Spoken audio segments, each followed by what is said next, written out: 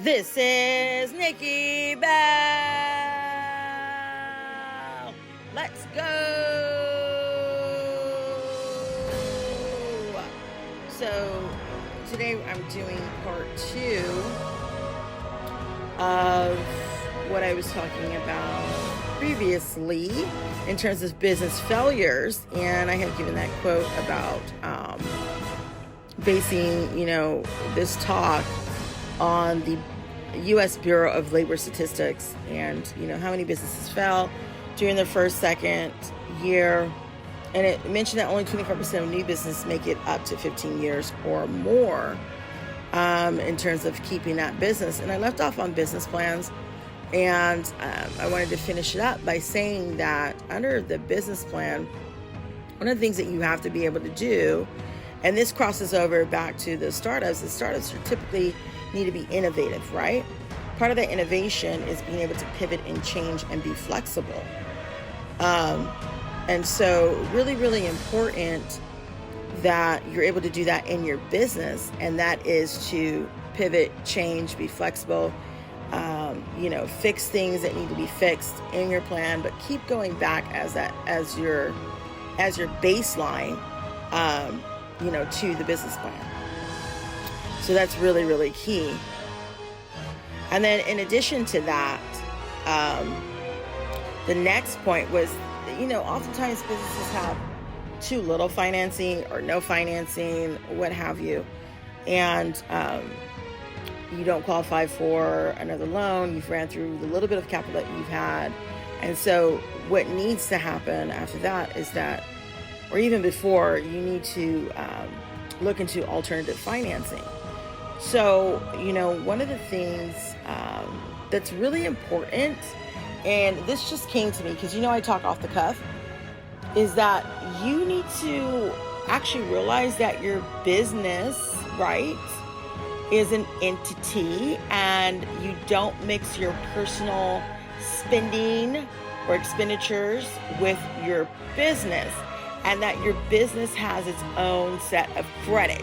So you need to be establishing business credit, because under that alternative financing is like a line of credit that you can get for your business. As long as you're not, as long as you're not spending things, and I'm going to say on stupid stuff, right? For example, that you have this business, you have, your business is registered, it's incorporated, or it's an LLC.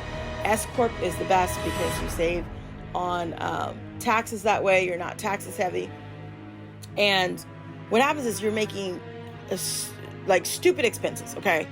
I remember when I was doing loans and, underwriting and qualifying people, I saw their expenditures they didn't make any sense. So there was one where every Friday they were eating this huge meal with I don't know how many people, spending X amount of money. And then they were renting a hotel room. And the person was using, the parents' the parents' credit or what have you, using the parents' business for this. So it's all a front, okay? And that front is just to use the money for whatever reason and not using it correctly. So whether that person was using their parents' money, and this is a grown person, okay, using their parents' money as a front for living that kind of luxurious lifestyle, if you want to call it that, or it was their own money, is not the point. It's what they were spending it on. Why are you every Friday going somewhere and spending X amount of money and then getting a hotel room? Like, what's really going on? And you happen to be married. So I just wondered, the how people use their money and how they spend it is so eye-opening, and you can predict the outcome of how they will use that money once they get more money based on how they spend it, right? And then if you've got people who are crossing over from business to personal, and they've got that mess going on, right? Then that's a whole nother can of worms. So, a lot of you may say like, oh, okay, well, that's not realistic. Who does that? No, a lot of people do it. A lot of people do the examples that I give you. A lot of people do it, and it's, for me, it's like common sense, right? And you'll hear that saying, well, not everybody has it. I'm sorry, but I can't give the common sense to a person. Like, you can lead them to the water. You can't teach them how to drink from the water. And there's a lot of people doing it, because what happens is you get all this money. Let's say you get that alternative financing, you get that line of credit. You've got, like, they say $500,000 that you can spend, and you just go berserk. You just go nuts. Okay? It's not good.